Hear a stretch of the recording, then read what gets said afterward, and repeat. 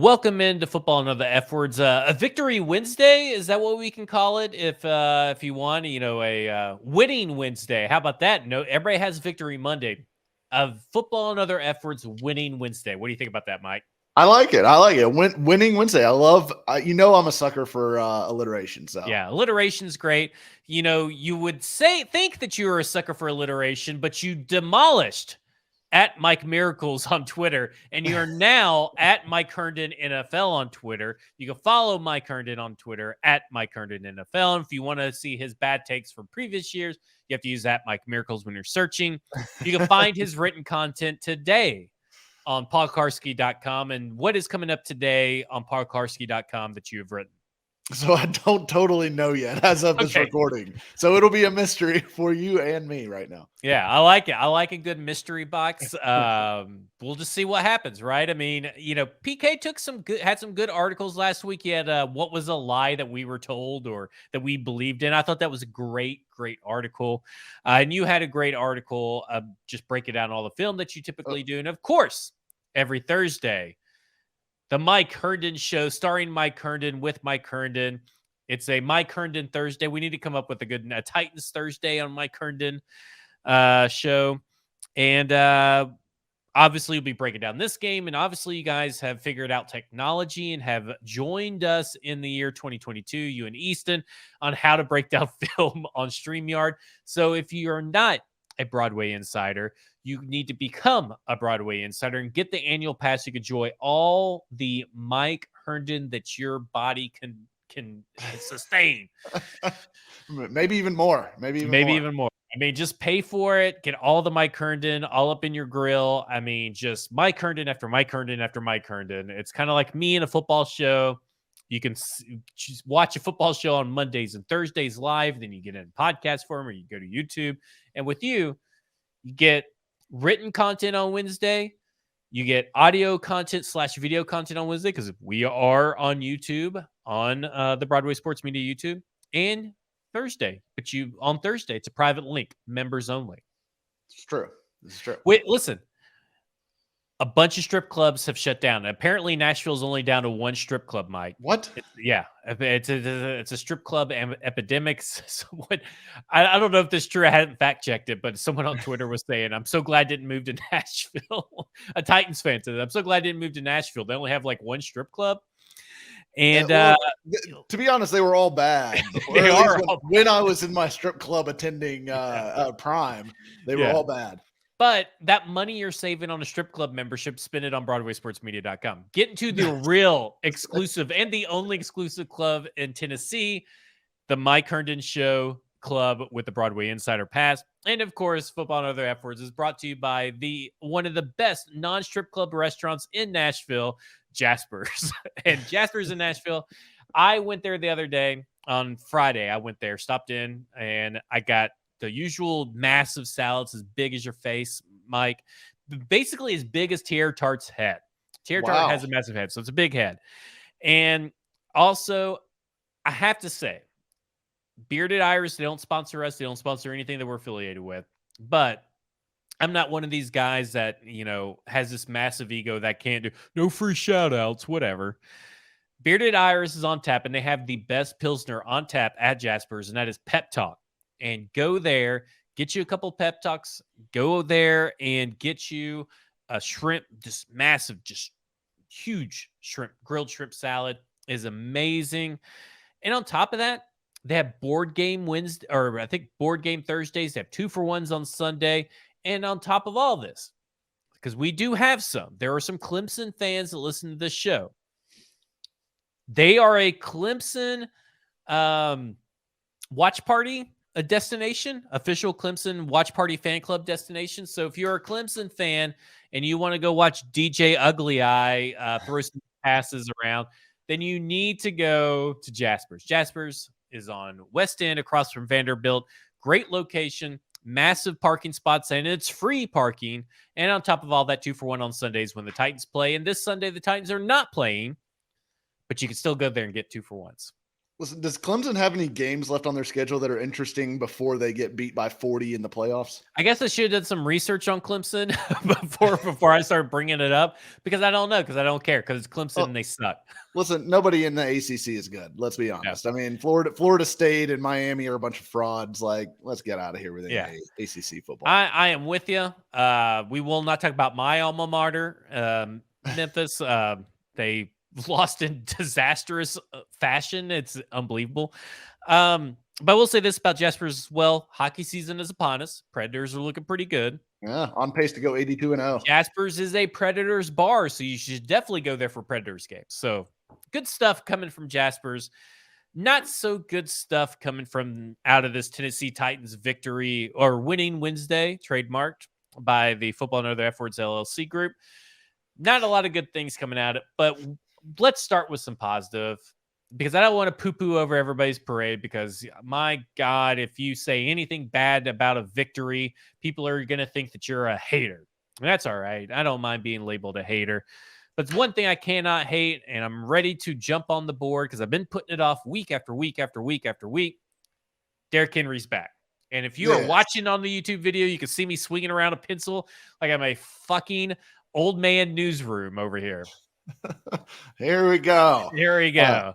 No, it's like Derrick Henry's definitely back. He's definitely back. Yeah, I thought, last couple weeks were steps in the right direction. This one was again good. And like, look, this dude has probably 100 yards worth of called back runs on penalties in the last 2 weeks alone. Like, I mean, it's insane. And you look at his numbers, like his per carry numbers are not that great right now. Part of that's just because the Bills game was just so atrocious. But part of that is because he's had about 100 yards worth of runs called back due to fucking penalties, some of which are horrendous calls. I mean, there was a holding penalty, I think, in this game too, that was about as bad as the Burks holding penalty. Like, I don't understand what. And Vrabel, obviously was pissed about the refs today in his press conference and kind of took the old, I'm not going to say anything so I don't get fined approach to that press conference when the referee topic came up. But clearly he's not very happy with how these games have been called against his team the last couple of weeks. But yeah, Henry's back. He looks great. If they could block for him a little bit better, he'd be, and I think there's a chance, and we'll talk about this a little bit more. I think there's a chance coming out of the bye and maybe getting some guys healthy and hopefully working through some of the kinks here on the offensive line as far as run blocking unit, at least, that this run blocking group could be pretty good over the back half of the year, and they could crank out some pretty good Derrick Henry games here. Yeah, I think that we're just now waiting on Derrick Henry to hit the big ones, right? I mean, the home runs and all this stuff, because in all honesty, he's got the burst, he's got the vision. And in all honesty, he's the only offensive player on this team that matches the attitude and swagger of the defensive line and the defense as a whole. This offensive line is just, this offense in general is just lacking oomph, I guess, is a way to put it, because you saw it with Henry and you've seen it with Henry really all season. We've said Henry's attitude and effort is there. It's just not connecting. Now it's connecting. Now you are looking around the league. If you watch around the league, and I've watched a lot of football every weekend, specifically NFL, I will say I did not put myself having through the pain of watching that Thursday night football game. I watched literally anything else. I was never going to watch that game. Honestly, I kind of loved watching it. It was like it was just a great Twitter experience, honestly. Is it like watching The Room? Do you know about The Room, Mike? The Room is this really shitty TV show. It's like Mystery Science Theater 3000 bad. Like it's a shitty movie. And it's like self-directed. Seth Rogen and James Franco did a kind of like a mockumentary about The Room, but it's this horrible movie. It's like Manos, Hands of Fate bad, and true Mystery Science Theater 3000 people will get that reference. But basically, you're sitting there and you're just watching it to make fun of it. Is that what it kind of is? Basically, yeah. I mean, Twitter, it was a great Twitter game because like everyone was just crapping all over Russell Wilson and the Colts, which are two of my favorite brands of Twitter. humor. So it was a lot of fun for me personally to watch, just because I love watching both those sides in misery. But yeah, it was a horrible football game. If you were watching for entertaining football, you came to the wrong place that Thursday night. Yeah, typically I watch every NFL game that comes on in some form or fashion. Some of that's red zone, so it's a little bit more condensed. Some of that's the full games. It just, depends on where it's all at. And out of all the running backs I've watched over the weekend, I think you would say that the only ones that match the energy of Derrick Henry and the attitude and this just like oomph of like, I'm going to get every fucking yard I can out of this run, and every run I get, whenever I touch the ball, I'm going to give it my best, is AJ Dillon and Aaron Jones. And now them two together make one good running back in Derrick Henry. Like that's how I view Derrick Henry, and Derrick Henry's back. But the rest of this offense, I'm watching guys like Devin Duvernay, Mike Thomas of the Bengals, just specifically from last night, Hayden Hurst. These guys, whenever they get the ball, they're making plays. They are going that extra mile to make sure they get 1 or 2 extra yards they weren't going to get. You can even go into the Cardinals game and see Hollywood Brown, who's like the littlest little fella ever. The Devontae Smith, who's just as skinny as he's like the skeleton man. He's like Jack Skeleton out there, just running around. These guys are taking hits and glancing them off of them. Where is that guy for Tennessee? Because at one point you had A.J. Brown, which we know how he is and how he plays football. He plays with a little chip on his shoulder, and he runs through tackles. He runs through plays. It's going to take a lot to bring him down. You have had Corey Davis be that guy on numerous occasions, and Jonnu Smith. This team, to me, and I know we kind of derailed because I was going to try to talk about positive, but we'll get to the defense here in a minute. This team, to me, is lacking guys on offense specifically, and really only offense, in my opinion, that lack oomph, desire, the want to get that extra yards. Because there is a play where Robert Woods just casually catches the ball and steps out 2 yards before the first down, and he could have gotten it and maybe then some easily before he got touched. I remember watching that play and thinking, like, why did he just go out of bounds right there? I was like, I just wasn't sure. And I agree with you. I think that is a problem. They don't have anybody. They don't have any playmakers right now. Like, just none outside of Is Henry. that a playmaker thing? Because I look at all these other teams and I think, like, maybe Devin Duvernay is a bad thing, but is Hayden Hurst a playmaker? Is Mike Thomas, not Michael Thomas, Mike Thomas of the Bengals a playmaker? I know Devontae Smith and these other guys are, but there was a tight end. It wasn't Tanyan, but there was a tight end in the Green Bay game. Look at what the Giants fielded. It was Saquon Barkley, and then it was Darius Slayton, Marcus Johnson, these other guys. Those guys, David Seals, when those guys got the ball, they fought for yards. Yeah. And when your offensive line is as terrible as the Tennessee Titans are, when you get the ball, you need to be fighting for some yards. And is it a playmaker thing, or is it just like, are they ingrained in don't make mistakes? I mean, I tend to think it's kind of a playmaker thing, and to a large degree, because like NWI is not a run after the catch guy. Like, he's very much a possession type receiver. He's never been good after the catch. Woods is good after the catch at times, but he, obviously had the weird moment in this. He's honestly had like one weird moment per game over the last 3 weeks now, going back to like that interception that he caused against the Raiders. And then he had the play on third down where he wasn't lined up on the wrong side last week.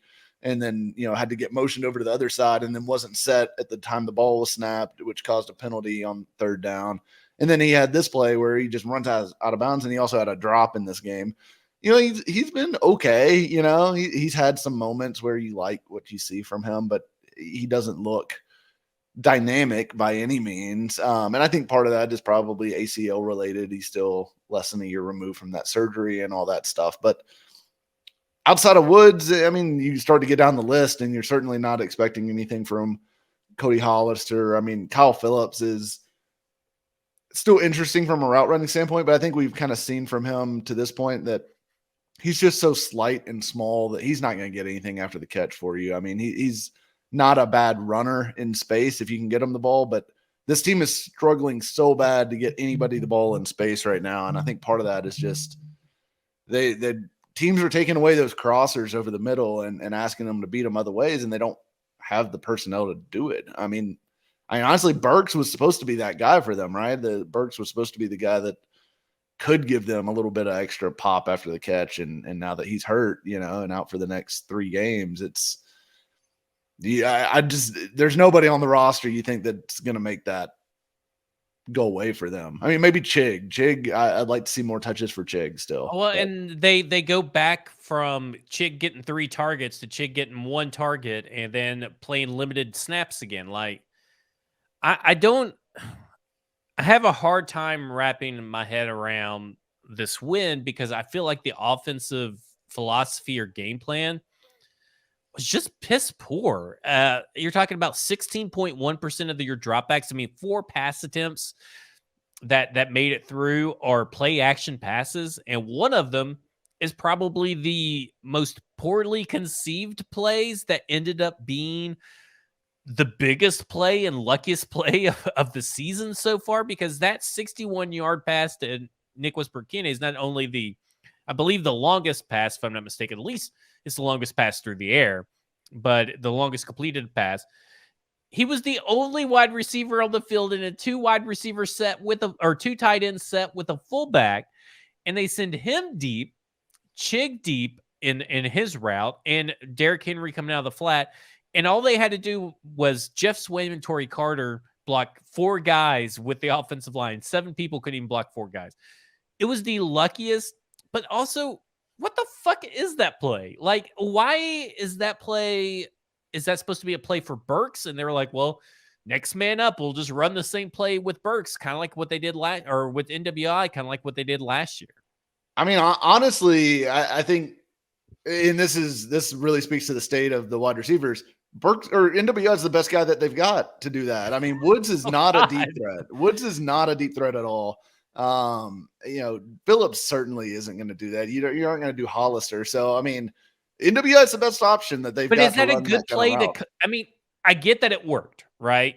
But we always talk about, well, we never criticize the plays if they work, or the bad plays if they work. And to me, this is a bad play that worked. So I want to do something different. Let's criticize the bad play that worked.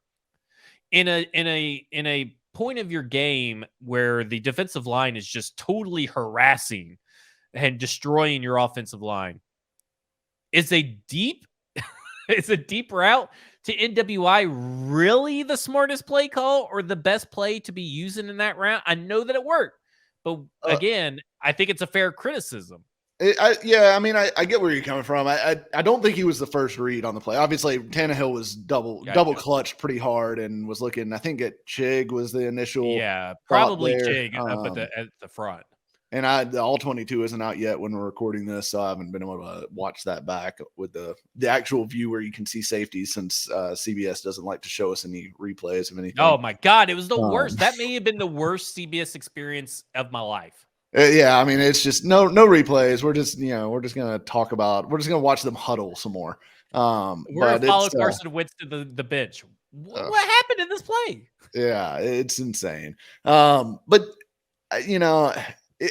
I kind of feel like, here's the problem. I kind of feel for Todd Downing right now in a way, because there's just no good answers. Right? I mean, if he lines up and just runs the ball over and over again, which is really their best play, is just giving it to Derrick Henry, people are going to scream that, oh, you're so predictable, you're just running the ball all the time.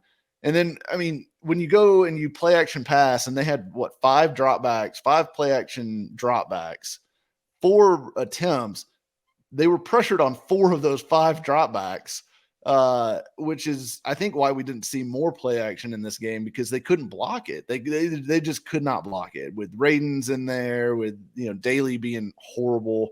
With the Washington defensive line, frankly, being the strength of that team by far, I just felt like they were like, we can't block these guys up front long enough to get these plays off. Even if we max protect, it just wasn't working. So they were just hitting these little short. The only thing they were hitting in the passing game were those short little outs to Robert Woods, which it seemed like they were willing to give, kind of a free release to that most of the time. But it was, I mean, he's really boxed in by the personnel. There's nobody like besides giving the ball to Derrick Henry or maybe like trying to get the ball in Chig or Hilliard's hands. Like, there's just not a lot of like really great answers right now.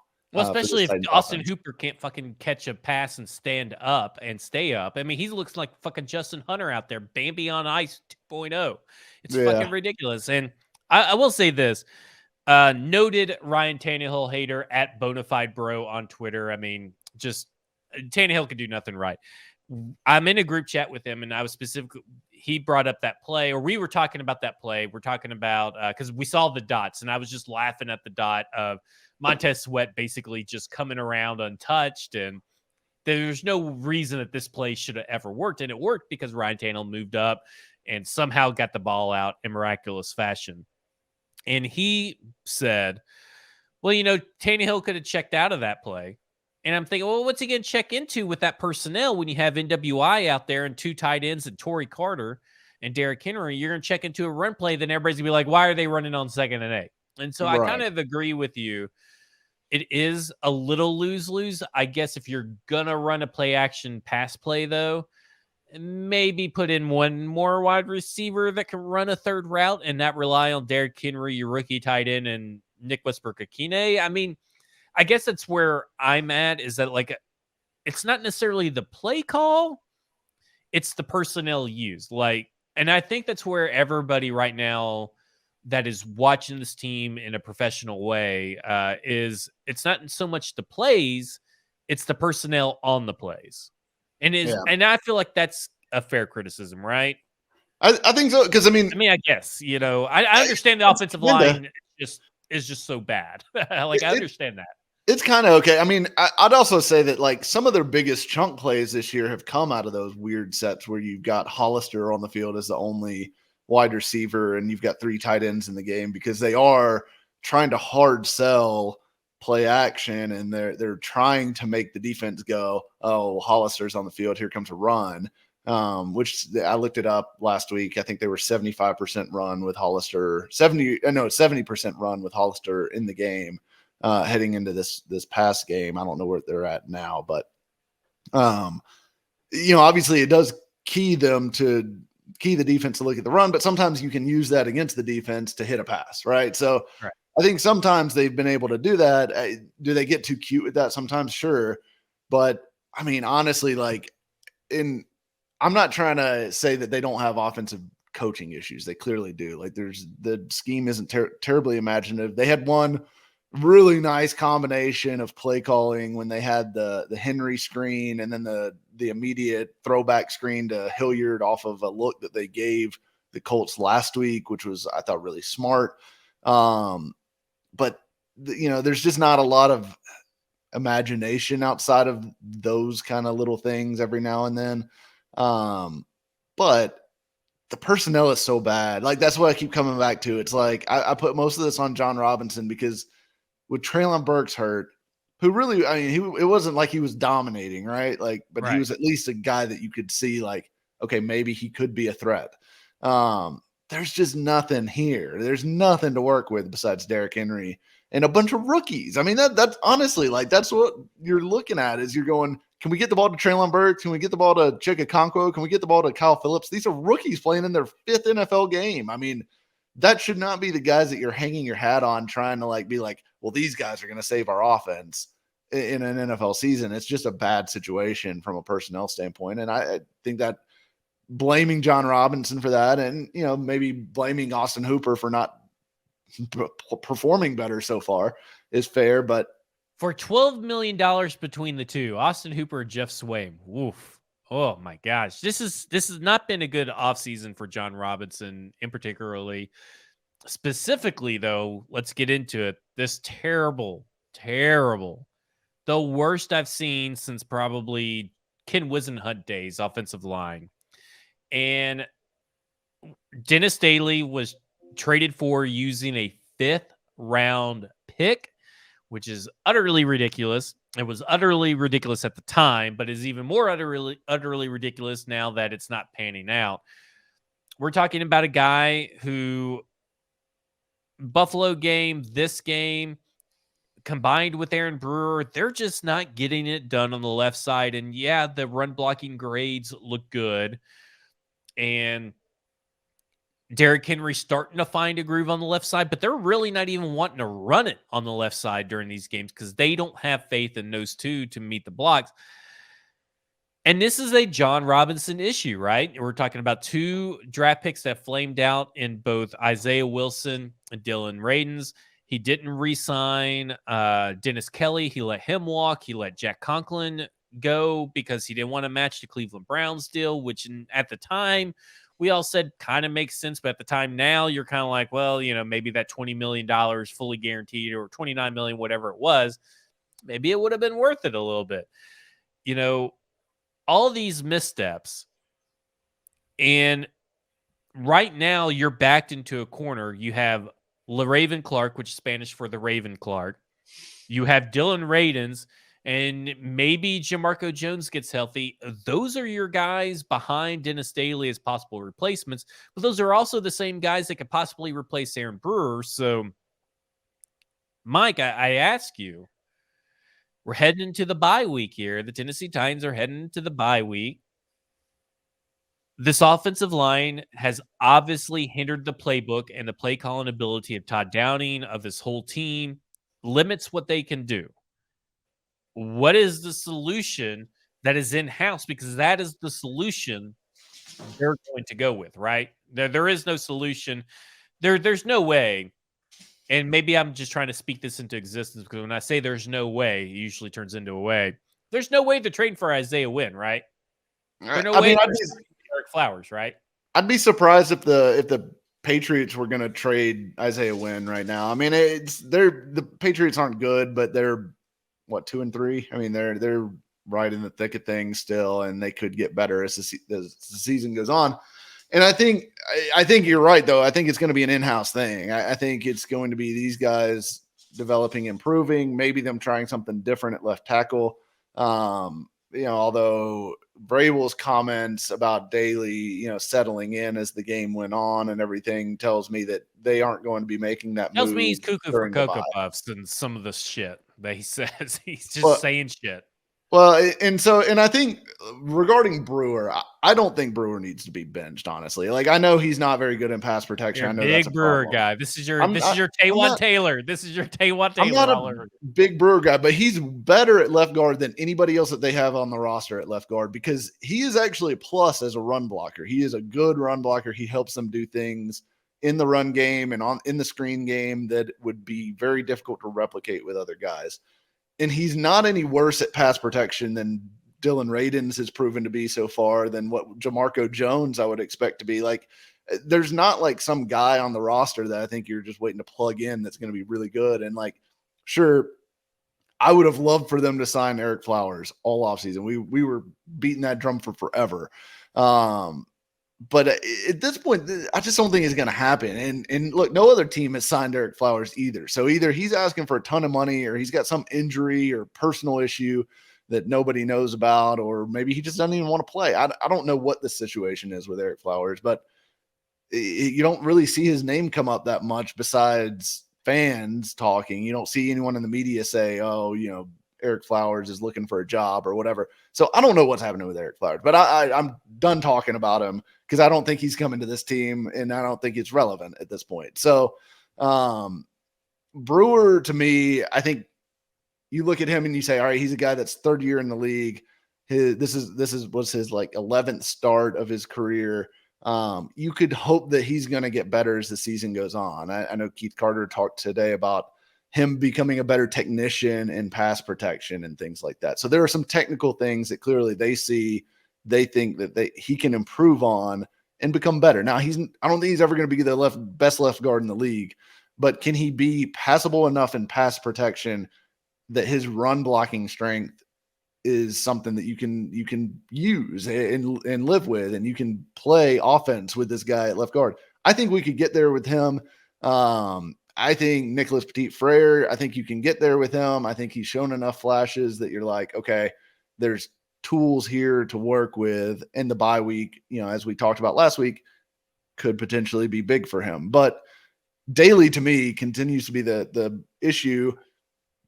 I just don't think there's not a fix because was his 24th start in the NFL. He's been in the league for 4 years. He's not suddenly going to become a whole different player. This is kind of who he's always been. He was going to be cut by the Panthers, which is why he was available. Guess what? The Panthers' offensive line sucks. So it's not like he's some great player. That he's not the next Dennis Kelly, right? I mean, he's just not. So could they get Nicholas Petit-Frere good enough to where they could help Dennis Daly a lot? That I think is the question, because that, or do you try Dylan Radins at some point? That's what I was about to ask, because at what point, I mean, at some point, these guys got to be watching the film, right? And watching the game, and they can't be lying to themselves just because a win is a win. And we're going to talk about this philosophy later on. Just because you win doesn't mean you have problems. And I feel like there is a glaring neon sign with an arrow pointing at Dennis Daly that says loser. And they are ignoring it. It's like they're fucking Matt Murdock without the echolocation. That's a Daredevil reference for you people who are too cool for Marvel Comics. And they're just blind men, just walking around ignoring all this. When in all reality, at this point, I know that Dylan Radins doesn't maybe technically deserve this chance. It can't be worse, right? I mean, it's hard for me to imagine that Dylan Radins is worse than Dennis Daly. Here's the thing, though. We said this exact same thing about Caleb Farley and Terrence Mitchell 3 weeks ago during the Raiders game, whatever that week that was. And yes, Terrence Mitchell is better than Caleb Farley right now. So, like, I think you have to be careful about assuming that some guy on the bench is not actually better than the guy that's starting. But I don't know. I still feel like Radins, to me, and I'm interested to watch the tape in this game. And obviously I'll have some clips of Radins for the Mike Herndon show later this week. But I'm interested to watch how he held up at right guard, filling in for Nate Davis, and see if there's anything there that maybe you think, all right, hey, you stick him at left tackle, maybe he could be okay. Maybe he's getting better. You know, he's still a young guy. He's still, capable of improving. But I don't know. I'm not sure that Radins would be better, but I wouldn't mind trying him because, frankly, he's got a better physical tool set than Dennis Daly does. So at some point, he's the higher upside guy. And if you're looking at the best upside 5, if you're trying to get the best 5 by the end of the year and you want the guys with the highest upside, it's definitely Radins, Brewer, Jones, Davis, and Petit-Frere to me. Like, that would be your best starting 5 if they all were able to, like, continue to level up their games with coaching as the season goes on. But today, right now, maybe he's not better. I don't know. I mean, don't you think that apparently, according to the Buck Rising show, Dennis Daly decided that he was going to make sure to get out of Dodge as quickly as possible. And he basically avoided every reporter. He wasn't even in there after the game. I mean, like, he dodged everybody that he could. Yeah.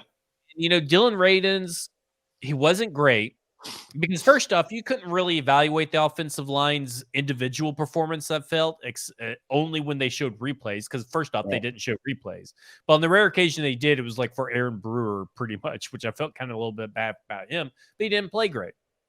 But I got asked about a bunch of people, what'd you think of Dylan Radins' performance? Really, I couldn't fucking tell where the pressure was coming from because it was just snap the ball, it was there. Like, and when you're watching the game, like, unless you're just trying to focus on only Dylan Radins all game, like, it's really hard to actually know how he played, especially watching it from the TV angle, because the inside of that offensive line it gets so jumbled up. It's just a mass of bodies at some point in the inside, and you can't tell what's actually happening. So I don't know that anyone can really evaluate offensive line play, especially not on the interior off of the TV copy. Yeah, just right then and there, you can't do it. But I did feel like he was probably the second or third best offensive lineman when you factor in penalties and other things like that. And that's still up in the air. But you're right. If you're putting out the best 5 that you have on your roster right now, Dylan Radins is one of the best 5, but that's not saying that he's great. It's just saying that that is the state of the current Titans offensive line, and it's offensive. It's an offensive line, is pretty much It what it is. is. Now, let me say this. A lot of bad offensive lines in the league right Oh now. my Like, gosh, she ain't kidding. the Broncos offensive line sucks and just lost their best player in Garrett Bowles for the season. The Colts offensive line is an absolute tire fire. You turn on almost any NFL game and you're going to see some really bad offensive line play, which is what I think is the major and primary contributor to like some of this. You know, Tom Brady talked about bad football and bad, you know, I think he's talking specifically about offensive football, and everyone knows scoring's down and all that stuff. And everyone's pointing to, oh, well, it's all this cover 2. People are running all this, you know, too high safety stuff. And I think that's part of it, maybe, but I think a lot of it is that these offensive lines can't fucking block. Everyone's like, there's like 4 or no, like there's probably 5 or 6 of the best left tackles in the NFL that are not playing right now. Trent Williams is hurt. Tyron Smith is hurt. Obviously, Taylor Lewan is hurt. Garrett Bowles is hurt. I'm trying to think there. I think Bakhtiari was hurt Ronnie earlier this Stanley is season. going through Ronnie his injuries. Staley's been in and out. Bakhtiari is going through all of his stuff. He Yeah, played, I but it's not mean, very good right now. this is like the list of like the top guys, and they're like all hurt. So all these teams are dealing with offensive line issues to some degree or another. Because look, most teams don't have enough good offensive linemen for 5, much less 6 or 7. So it's a problem. It's a problem everywhere. And that's why the fucking Eagles are undefeated, is because their offensive line is awesome. And it's why the Lions, until this past week, have been able to have one of the best offenses in the NFL, because their offensive line is fucking awesome. So it is still a trenches game to me, even with all the weapons and all that stuff, you know, wide receivers and all the passing game and all that. It's still a trenches game. And it, you know, it's a pandemic issue with the offensive lines in the NFL right now. It's crazy though that almost every team is dealing with an offensive line issue like you're detailing, but a lot of teams are moving the ball better than the Tennessee Titans, and it's just Yeah. it's frustrating to watch as not only an objective observer, because I try to watch the games now a little bit more objectively than I have in the past, but also as a fan of this team. When you go and watch other teams and they are finding this offensive success despite having that, and a lot of that has to do with dropping back, letting it rip, or dropping back and running the ball. If you're Ryan Tannehill, and I thought Ryan Tannehill, while the raw stats like air yards and EPA and this stuff says he had a good game, I feel like he had one of his worst performances of the year. Now, I'm not saying that he's the reason why they lost, but I thought he had one of the worst performances of the year, and I need to see him make better decisions, Mike, because I feel like he's holding on to the ball too long. And there's a lot of opportunity for him to just run and get some yards and put himself in a better position instead of taking the sack. He could throw it away and not take the sack. He could. A lot of people say, well, if you threw it to a guy that's covered, then if the interception happens and you're saying that's a bad throw. Well, there's a difference between throwing it and just a good defensive play and him throwing it and it was just an easy defensive play. He's got to start trusting. I feel like he's back in the zone where he's not trusting his pass catchers like we saw last year. Do you agree with that assessment that yesterday was probably his worst game, even though he's still low on the list of reasons to blame for a crappy offense? Maybe. I mean, the Bills game was pretty bad just from a standpoint of, I mean, he threw at least one terrible interception and the other one was, you know, not great. But just at least felt like he was slinging it at least. Yeah, he was at least, I guess, attempting to throw downfield, but I do think there's some trust issues with the pass catchers. I think, frankly, there's trust issues with the offensive line as well with him. And I think he just doesn't feel very confident in this passing game right now. And how could he? I mean, you know, it's all these new targets. It's an offensive line that's just not playing very well. No, you know, I don't think people are getting super, super open. Now, I will say, against the Colts and, well, really against the Colts specifically, but, you know, there was a couple against the Raiders, but the Colts game, he missed a couple wide open throws that, you know, he didn't throw the ball. He just moved on to the next read or checked it down or threw it late or whatever, that were chunk plays. I mean, they guys were wide open. There was one with Burks running a deep dig that was wide open. There was one with Kyle Phillips on a third down where he was wide open. And I don't know why he was hesitating to pull the trigger, if it was that he's not quite on the same page with these guys and doesn't fully trust it just yet. But I mean, it's one of those things we heard all at camp. Well, these guys have been there every day. Robert Woods has been at practice every day. Kyle Phillips has been at practice every day. He's established a good rhythm with those guys. And we just haven't seen it translate, or maybe we saw it translate initially and then it's regressed as the season's gone on. But he's not playing awful right now, but he's also not doing a ton to elevate the team, which I think that's kind of the Tannehill thing, though, right? I mean, he's as good as the weapons you give him, basically. He's very capable, as we've seen, of having really good statistical performance, really good quarterback performances, if he's given the talent and the weapons to work with. But if you give him a bunch of schlubs, he's not going to elevate them like Tom Brady or Mahomes or whoever else. Like he's a cog in the wheel more so than a difference maker. Right. I think that's a great thing to get into just real quick, is that I think that people are expecting Ryan Tannehill to be that guy. Not every quarterback is that guy. Ryan Tannehill is a great quarterback in the system that he has been told to run. He is literally a yes man. That's been his best version of Ryan Tannehill, is him being a yes man. Okay, this is my hot read. If I see the look I need to get on the hot read, this is what I'm taking. If I see the look on the defense, this is what I'm taking pre-snap. I mean, that is the guy. That's why pre-snap motion and play action are so important for a guy like that, is because he needs to make sure that first or second read is being able to be thrown. And you can win with that. It's just that you can't elevate the talent around you. And and that's fine. Like I said, you can win with that. And let's get off the offense, because I feel like we're a little bit too negative at this point. I don't want to talk about Caleb Farley. I think we both agree that Caleb Farley is dead, whether that is a misuse of his snap allotment, just not getting his feet wet, which I don't think you can really say, whether that's because the energy at some point, the energy can't be, or injury at some point, the injury can't be an excuse anymore. I don't think it's a confidence issue. I just don't think he's that good.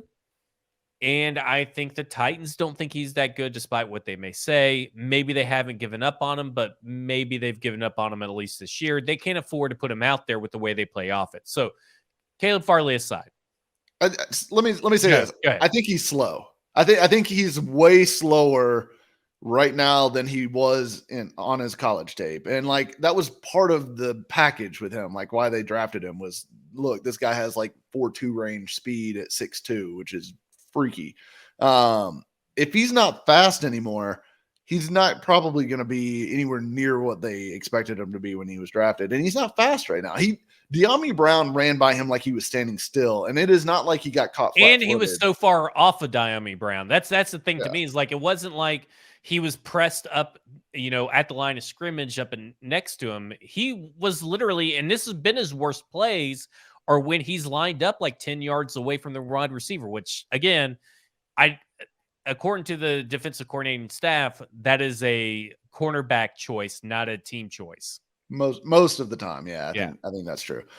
But I mean, yeah, he got into his back pedal, he turned his hips and ran, and even after he turned his hips and he's running, De'Ami Brown is still pulling away from him. So I think that tells you everything you need to know about where Caleb Farley is physically right now. And obviously he was on the injury report with a knee issue, and whether that was issues popping up with his surgically repaired knee or whatever, who knows? But I don't think he's right physically. And honestly, until he is, I'm not putting him on the field again. When you play close games, you can't afford to put the guy that's going to allow an explosive play on the field. No, I mean, that 75-yard touchdown, I mean, that was a massive play in the game, obviously. And like you said, with an offense that you're going to have to play these tight games, you just cannot spot the other team's 7 points just because you want to get this guy some reps. So Right.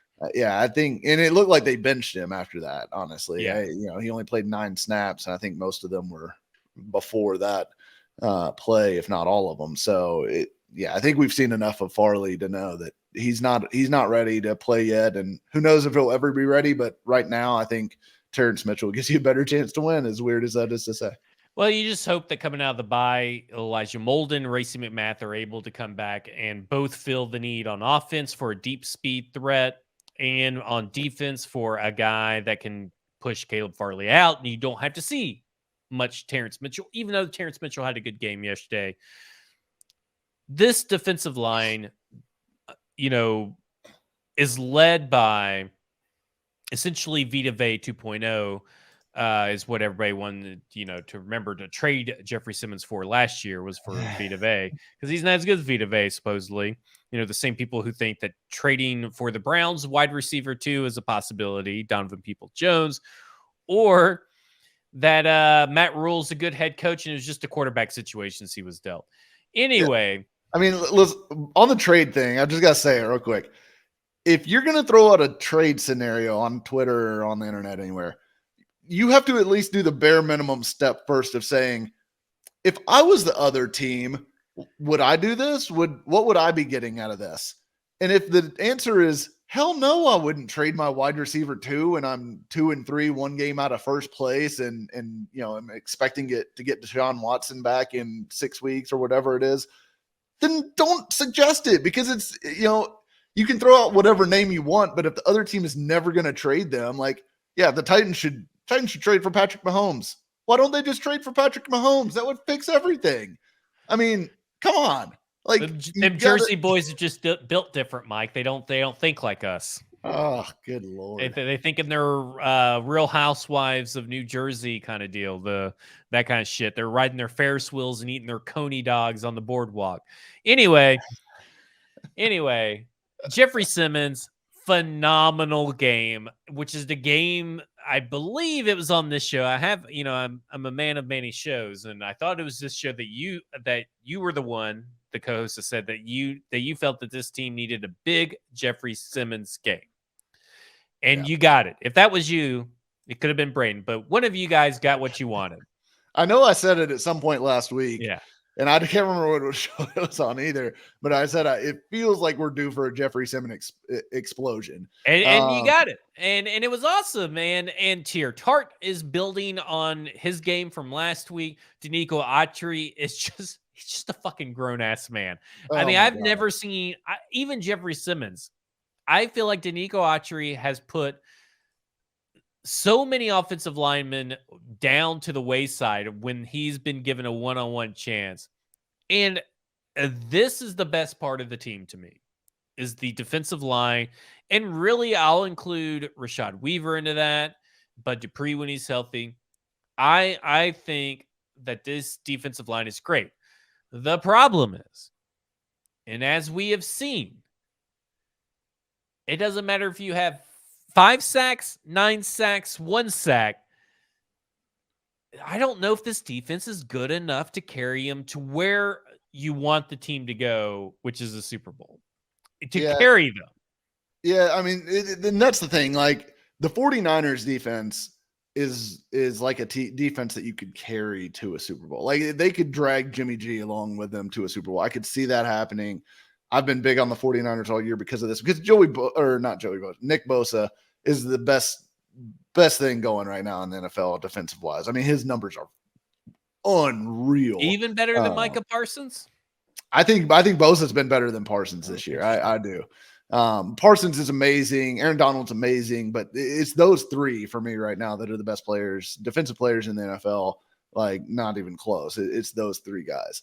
But the Titans don't quite have that. Like, Simmons is not far off of that group as far as impact. I mean, he's, I think, in the top 5 in pressures in the NFL right now as an interior defensive, not even as an interior defensive lineman, among all players, including edge rushers, which usually get more pressures than interior guys. Simmons is like in that top 5 or 6 range in total pressures for the season. So he's been phenomenal. Autry's phenomenal. But they got, like, I keep saying it, you've got to have Bud Dupree. Like, you've got to have Bud Dupree in that mix because you just need more elements in that rush to be able to really dominate. And I think when Dupree is healthy, and I, it sounds like maybe he will be after the bye or soon thereafter, since obviously they didn't put him on IR and they could have. When they get Dupree back and they get Molden back and they get Cunningham back, which they haven't really missed Cunningham at all, frankly. I mean, Dylan Cole's played fantastic football for them stepping in, which is a surprise to me and obviously very impressive. Yeah. But when they can start rolling some of these pass rushers in and out of the game, because I think part of the problem too is they're probably playing Jeffrey Simmons too many snaps right now. Like, it's hard to take him out of the game, but you'd like to save him every now and then, just physically, to be able to unleash him on a critical third down where he's had a few plays off where he can get some rest. But just being able to have more bodies in there that you can rotate these guys through, and really keep a fresh group out there, I think would be important. But if you could get Molden back, and Molden, I think, is a playmaker for this defense, and that pushes McCreary back out to his more natural position outside. Maybe let's see. I'm not totally ready to close the book on this defense being like a top 5 unit just yet, because they've been without basically 5 starters for most of the last 3 weeks. So, the big issue is cornerback, right? I mean, it's an issue, but not an issue. And let me pose it to you this way. I think the turnovers are supremely fluky. In fact, that's one of the reasons why a win is a win doesn't really float my boat when we get into it a little bit later. But turnovers are fluky. But this cornerback room isn't generating pass breakups. It has yet to generate an interception. Your interceptions come from Teair Tart, David Long, which those 2 players really shouldn't be, tied for the lead or the team lead in interceptions. And then Amani Hooker and Kevin Byard. Cornerbacks walked away yesterday with no pass breakup, which I think that's not true, but that's according to the stats, because I feel like Roger McCreary's first pass, maybe they didn't count it because I felt like McCreary affected, and I thought Christian Fulton had one, so I thought those were 2. But even so, they're not near the team leader, Teair Tart, in pass breakups. That is a problem, and I can't really say. In my mind, I'm thinking, well, maybe it's because of the pass rush. Well, no, the pass rush is still pretty good, and maybe it's not as good as it was last year, but still pretty good. It still gives your cornerbacks a chance. Something stinks, and it's not just Caleb Farley, but something stinks in this cornerback room that they're not getting turnovers, or in the very least, forcing incompletions via pass breakup. That can obviously change when Elijah Molden's out and maybe they get better matchups. But that should be the main concern for this team, right? Is the explosive plays allowed and your cornerback room, even though we thought coming in this was going to be one of the better cornerback rooms that the Tennessee Titans have ever fielded. Yeah, I definitely think that's the weak spot of the defense. And I do think there's part of that is likely being made worse by the fact that they are having to start guys like Terrence Mitchell. They are having to start guys like Andrew Adams in the secondary. And it's not that these guys are bad players, because I actually think both Mitchell and Adams over the last 2 weeks have played good football for them. I mean, they've stepped in and been solid. You haven't heard their names called a ton. They get those Greg Maben games in on them and the Buster Screen games, Exactly. But I think, those guys are pretty fresh off the street. And I think what you see is the Titans thrive defensively when they're able to be really aggressive about rotating coverages and really kind of sneaky about how they're showing something pre-snap and then doing something else post-snap. And I think they've had to pare that back a bunch because of just having guys like Terrence Mitchell and Andrew Adams that are not as familiar with the defense in the secondary. And I wonder if we'll see a very different looking back end if and when Elijah Molden's out there and Amani Hooker's out there, and you've kind of got your first choice secondary all playing together at the same time, and all guys that have some experience now, because McCreary's played a little bit at this point. He's started all 5 games. Molden played a bunch last year. All these guys have been around now, so I think maybe we'll see something more. And that's kind of, I think, the thing that you can maybe try to hang your hat on if you want to believe that this defense can reach those heights that we expected it to before the season started. I think it's that when they're all healthy, they'll have a lot more flexibility with what they can do from a scheme standpoint. Because that's really been that last year. I felt like that was how they won, was they were confusing as hell to quarterbacks. That made guys hold the ball, let the pass rush get home. So I think that's missing right now because of the newer players that are having to be played. And no Amani Hooker this past weekend too, which is another guy that you're getting back. I mean, when you're talking about getting Amani Hooker, Ugo Amadi, Bud Dupree, Elijah Molden all back at the same time, that's going to provide you a lot of hope for this defense. And hopefully all the guys can stay healthy, because that has been the big knock on Bud Dupree. I mean, people are back on the Bud Dupree sucks. Bud Dupree needs to be cut. Bud Dupree needs to be this, that. Look, he's staying on this team for 2022. Just wrap your fucking little brains around it. He's here. I wouldn't be surprised if they restructured or extended Bud Dupree. I'm not saying that they will, but I wouldn't be surprised if they did, because obviously he's good when he's on the field. Now, I understand the big knock is that he's having a hard time being on the field. Sometimes just bad fucking luck. But if you're talking about a guy, this isn't Jadeveon Clowney or Vic Beasley in my mind. Like, I think that's what people are kind of equating it to. When he's on the field, even if he's 70%, Bud Dupree is better than 100% Jadeveon Clowney or 100% Vic Beasley, 100% Camilla Correa, 100% Derek Roberson, whatever fucking guy you want to throw out there. The Titans have filled it on the opposite side of Harold Landry. 70% Bud Dupree is better than 100% of them.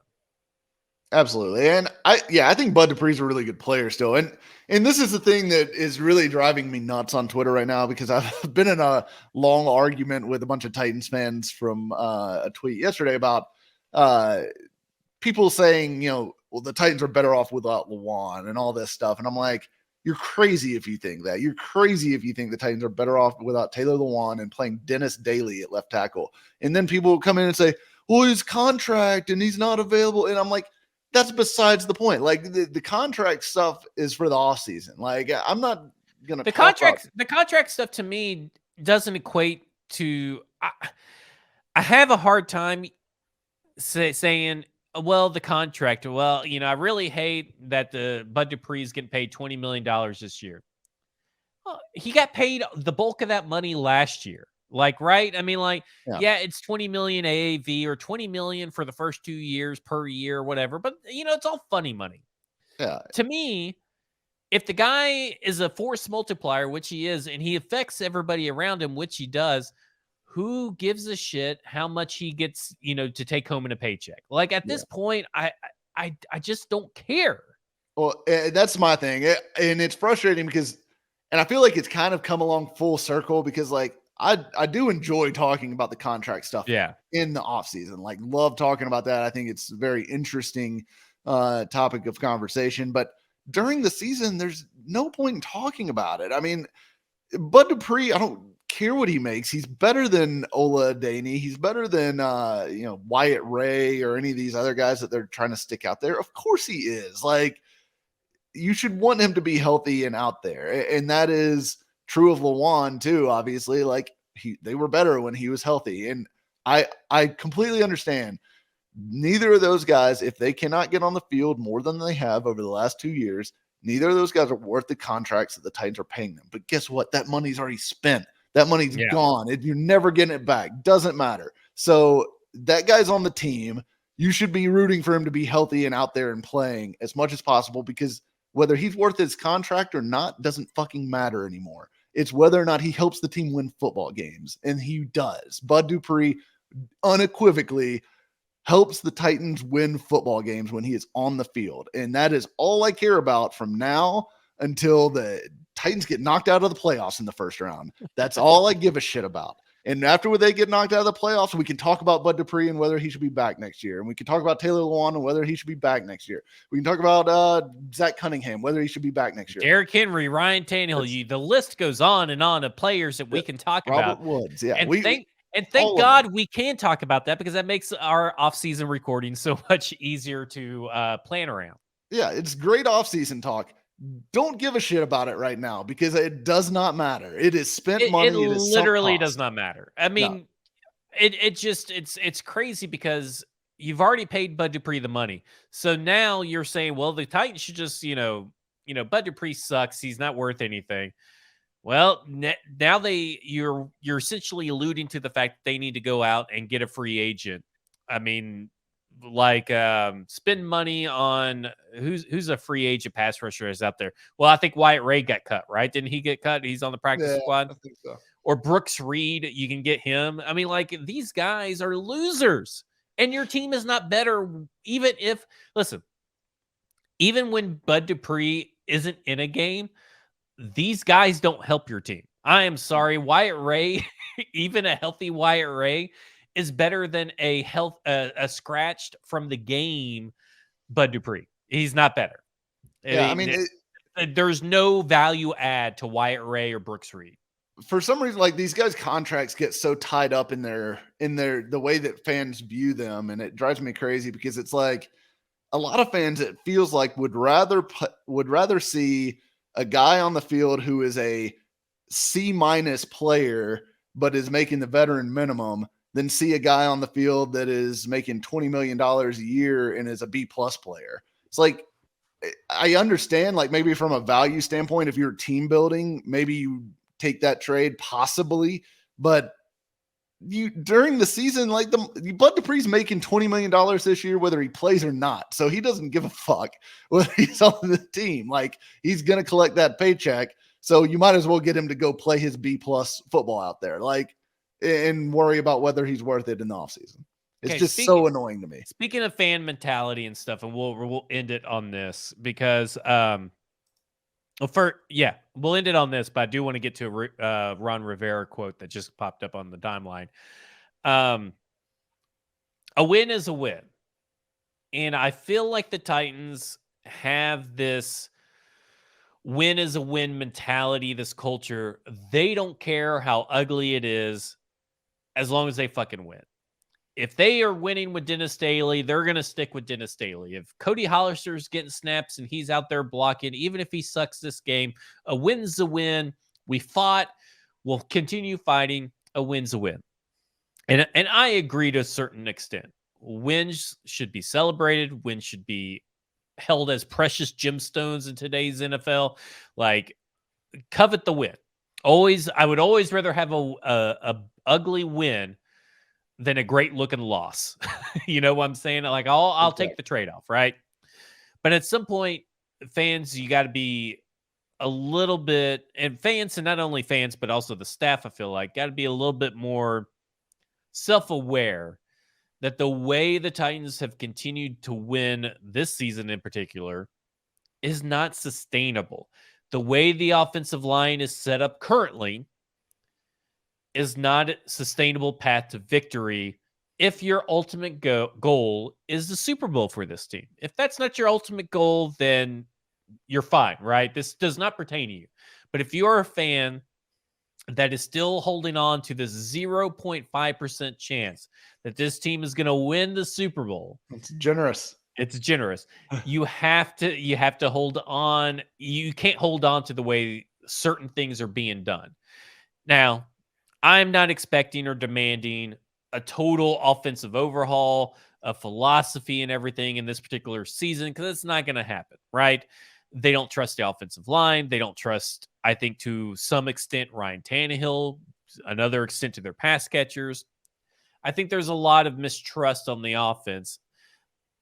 But you can be happy with the win, but you have to recognize that this team, it's still dead in the water as far as Super Bowl aspirations, right, Mike? Yeah, I mean, it would be real hard for me to see them winning a Super Bowl with this team. And I mean, while that's disappointing, given that I thought they had a potential Super Bowl caliber team last year, had everyone stayed healthy and had they, been able to push through and win over the Bengals or whatever. But I don't know. To me, I feel like, and I've joked about it obviously on the show, I feel like this is where the season is headed, that they're probably going to find a way to win the division at like 10-7 or maybe 11-6. And then they're probably going to lose in the first or second round of the playoffs at most, because they're not as good as the Bills. They're not as good as the Chiefs. Now, I will say that I always allow for the idea that a team can change over the course of the season. Like 17 games is a long time in the NFL. And the team that's playing the best in the first quarter of the season is not always the team that's playing the best at the last quarter of the Probably season. case in point, the Eagles, who are going to be last year's Cardinals team. I don't think the Eagles' schedule is so bad or so easy that I think they're going to win probably 12 or 13 games. But I don't think they're going to make it out of the NFC. I don't think they're that good. I don't think they're head and shoulders above anyone else in that conference. But the Titans could certainly get better. Now, like we talked, like the offensive line to me is still the limiting factor, because you could talk yourself into a scenario where Treylon Burks gets healthy and hits the gas like A.J. Brown did in the back half of his rookie year and becomes a real weapon for them in the passing game. You could talk yourself into Robert Woods as he gets more removed from this ACL surgery and more comfortable on that knee, starts to look more and more like the guy for the Rams over the last few years. You can talk yourself into that. You can talk yourself into Austin Hooper, getting more comfortable with offense and getting a bigger role. It's a lot of mirror talking if you're talking yourself into that one, because that feels like you're sitting in front of the mirror and your significant other's like, what the fuck are they doing in the bathroom locked in? Because that's a lot of talking into yourself on Austin Hooper.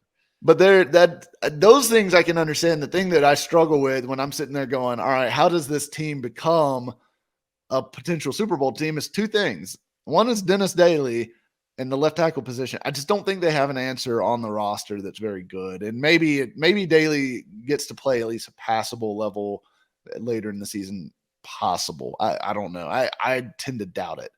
And then the other thing is Ryan Tannehill, which to a lot of Titans fans, which I think this is kind of funny, because a lot of Titans fans will sit out there and say Tannehill's not good. He's not good enough to win the Super Bowl. He's not good enough to take this team where it needs to go. And then they turn around and they'll criticize Mike Vrabel for not winning a Super Bowl. And I'm like, well, which one is it? Does he not have the quarterback that's capable of winning the Super Bowl, or is it him? So, and I think Tannehill is too limited to win a Super Bowl in the current league without Derrick Henry and the defense being unbelievable. They have to be unbelievable by the end of this season. And is there an outside chance that could happen? Maybe, but without Landry, without Lewan, I feel like it's kind of like that New York Giants run to the Super Bowl where they beat Tom Brady with the helmet catch. Not only did you have to be lucky with the helmet catch, it was on the run game, the defensive line getting a ton of pressure. Or even the Joe Flacco Super Bowl, right? I mean, Flacco was not great that season. Then he got red hot during the playoffs. The Trent Dilfer Super Bowl, to throw another one out there. There's a lot of ways, early Tom Brady Super Bowls, when Denver won the Super Bowl, their second time with Peyton Manning, there was another one. I mean, there are ways for this team to win Super Bowls with Ryan Tannehill, just not because of Ryan Tannehill is what you're saying. And it just makes the path that much harder. So, I mean, look, I wouldn't say it's a 0.0% chance of winning the Super Bowl, but it's low. I mean, where do you fall on the win as a win? Because I look at this as probably the worst win of the Vrabel era, because you had to have you were I feel, and this is not to discount what the defense did the whole game, but you had to get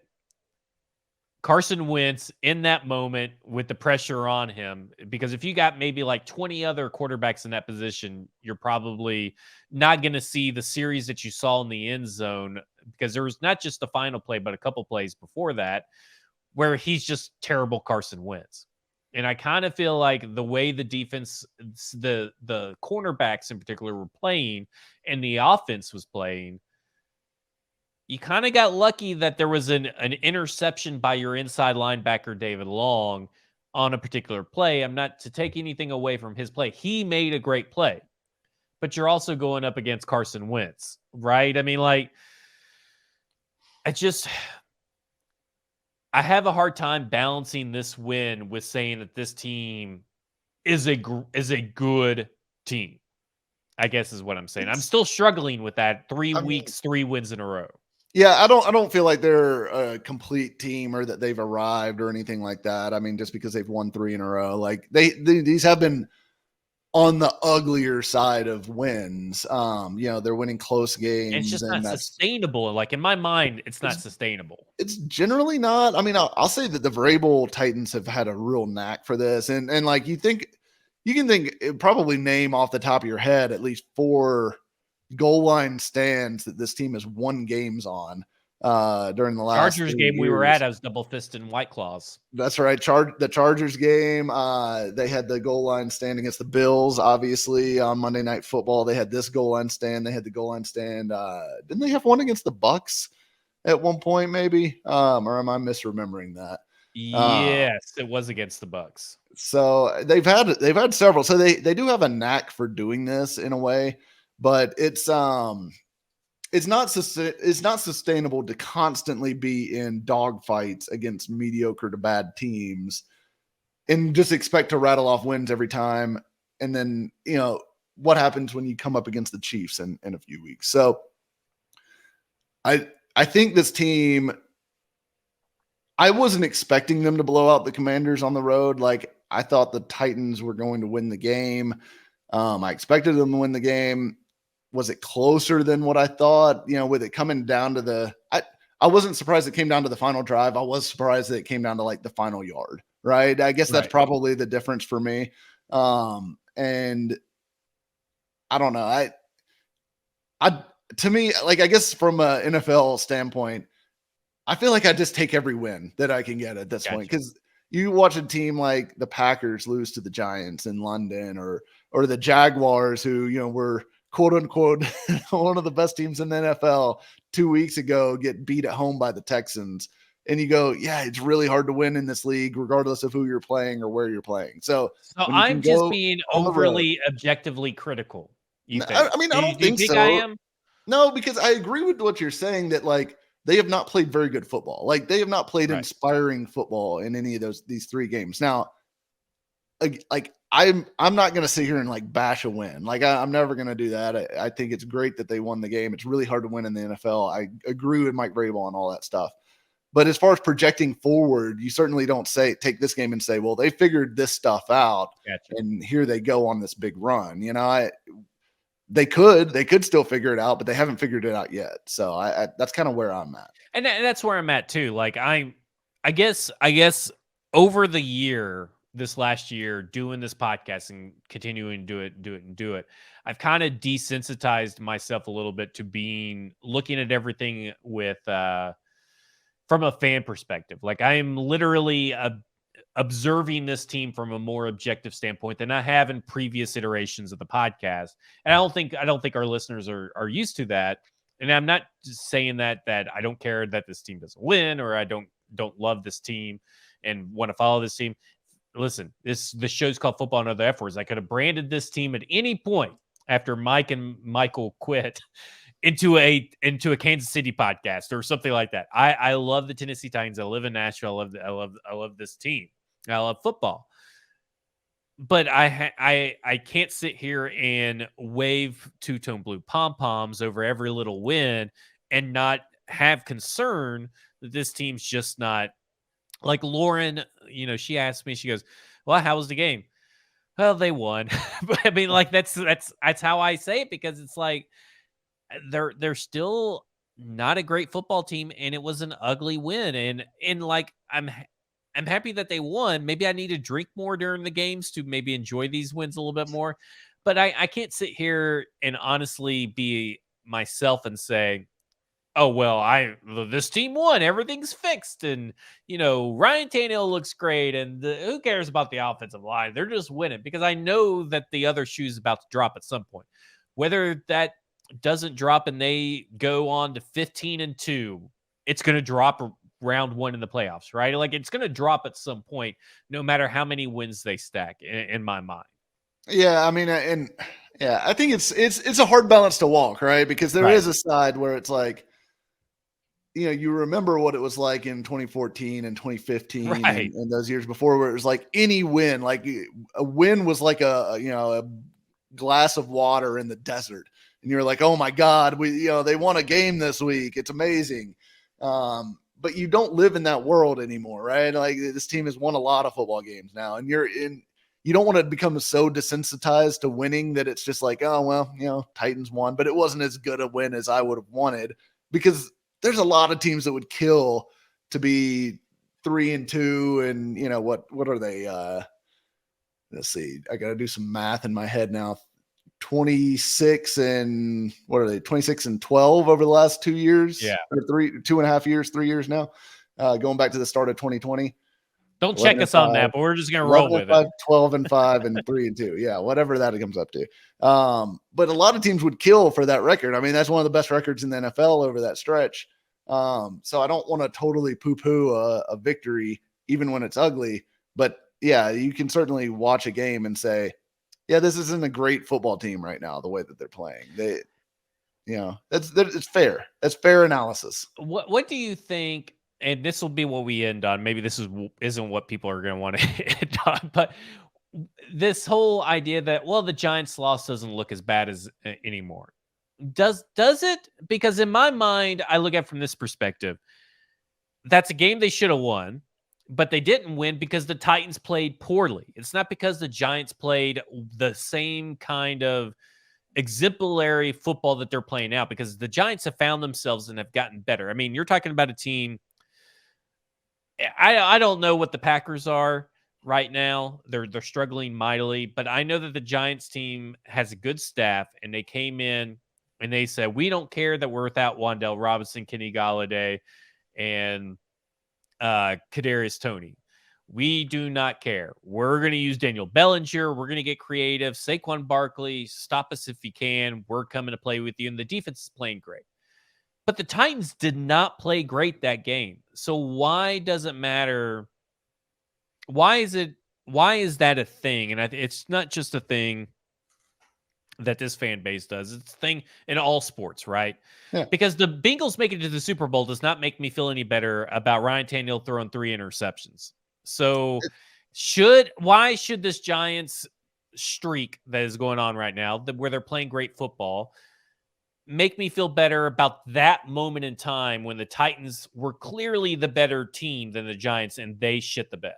Yeah, I mean, it doesn't undo the loss, obviously. So at the end of the day, it doesn't really matter. It's just, perspective and feelings. But I think part of the reaction to that initial game and part of the reason it was so negative was that everyone expected the Giants to be like a 2-15 team. Like that was kind of what everyone thought was going to happen. They had a lame duck quarterback. No one had seen Saquon Barkley in 5 years or however long it's been. And they had a lot of missing pieces. They didn't have any real big names on defense. It was just kind of blah. It was a blah roster, new head coach. Everyone thought, this should be a nice, easy layup in week 1. Well, it's turned out the Giants are not an easy layup. Like they just aren't. They're a pretty good team. They're not a great team by any means. They're not as good as their 4-1 record would suggest, because there's a win over the Panthers in there. There's a win over the Bears in there. So that's 2 and a win over the Titans. They suck. So, but I mean, like, I think when I look back on it now, knowing that, like, okay, what my preseason notion of the Giants was not exactly dead on to what that team really is right now, because Saquon Barkley is running the ball at a super high level. And part of my reaction to that first game was like, well, if the Titans can't stop the run, this is going to be a very long season for this defense, because that's one thing they've been able to hang their hat on for years now, is they always are good against the run. It's whether they can stop the pass. And if you can't stop either, then you're in a real mess. But I think now we know Saquon Barkley and this offensive line is good enough to run the ball on pretty much anybody. So I think it makes me, and you've seen the Titans run defense get better and really like stack some really nice games right on top of each other here these last 2 weeks. So I think my perspective does change a little bit on that loss, just because it's not as like, wow, holy crap, how did you lose to that team as it was at the time? Just knowing So that basically, it's just now the it's Giants you're are not okay. saying you're kind of saying that it's not like, oh my God, I can't believe you lost to the Lions, who went on to be 1-16, and you were their only win. Right. You're saying that, oh well, you lost to let's pick a team last year. Um, The you Steelers. lost, yeah, you lost to the Steelers of last year, who aren't a great team, Average. but you lost to the Steelers. Yeah. Yeah. I think that's what it is. And it You're not doesn't, saying that the Titans shouldn't have won that game. no, the Titans should have won that game. The Titans were better than them that day. They Gotcha. gave up 2 gigantic plays that just absolutely destroyed them in the second half.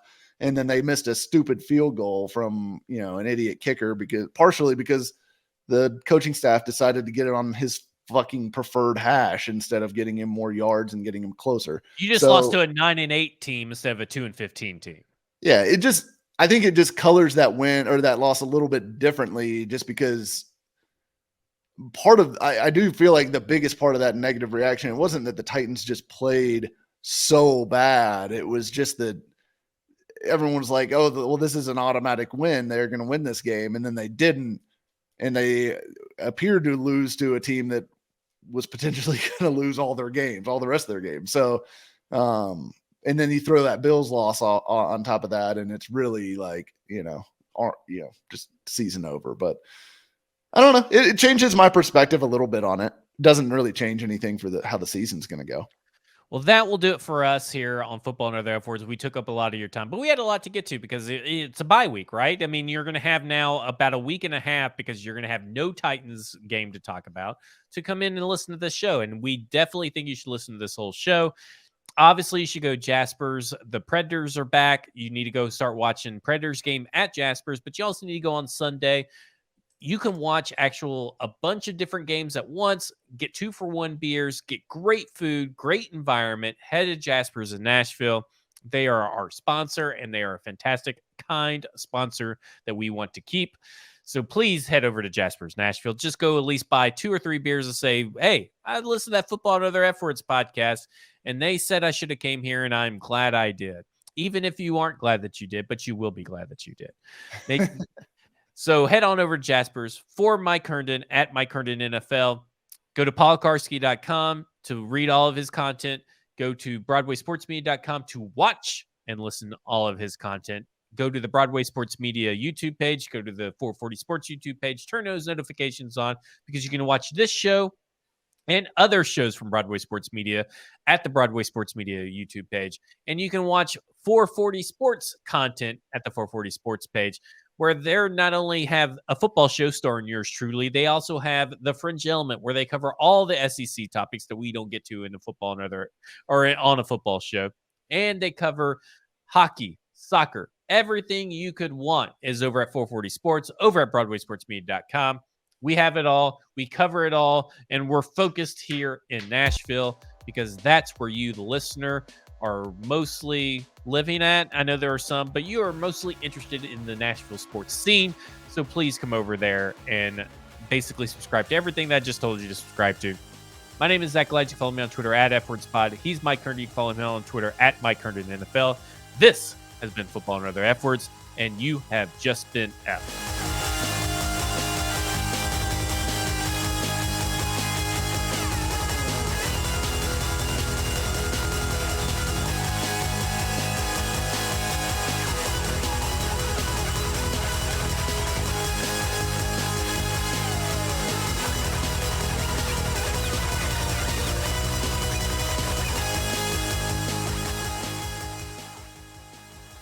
A Broadway Sports Media production.